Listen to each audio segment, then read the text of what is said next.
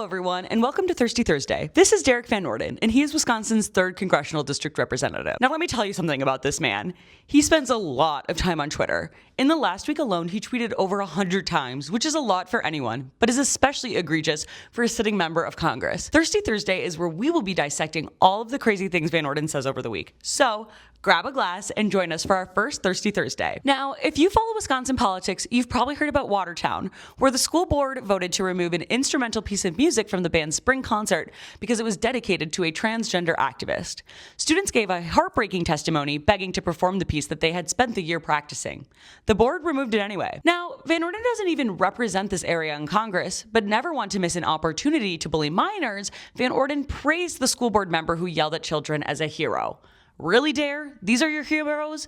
Grumpy boomers having a meltdown over a song with no lyrics? Mind you, this is the same crowd that spent years screaming about cancel culture, and they just canceled an instrumental song with no lyrics because they didn't like who it was dedicated to. But honestly, not shocking.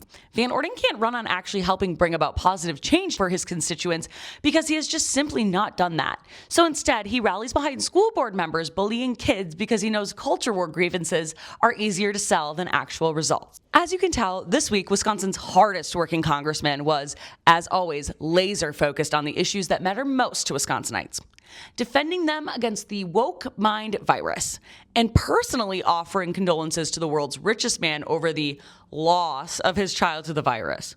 Now, Elon's daughter is alive and well. All she did was come out as transgender, and not to mention, she is always serving. Now, Van Orden's favorite hobby is sucking up to his ultra-wealthy mega donors, so of course he had to offer his condolences to Musk. Now, I have a feeling that this is not a pressing concern for most Wisconsinites. In fact, most Wisconsinites have probably never heard the term woke mind virus because it was taken from the depths of Twitter trolldom.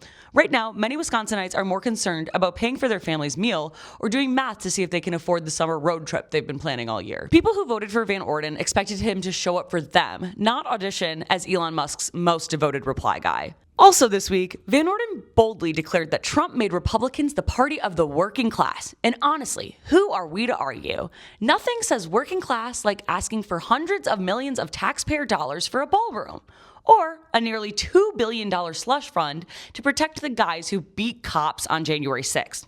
Or hey, funneling billions of dollars into an illegal war that is making fuel costs skyrocket while simultaneously delivering tax breaks for the ultra-wealthy by cutting Medicaid funding. This is seriously what Van Orden is trying to sell his constituents.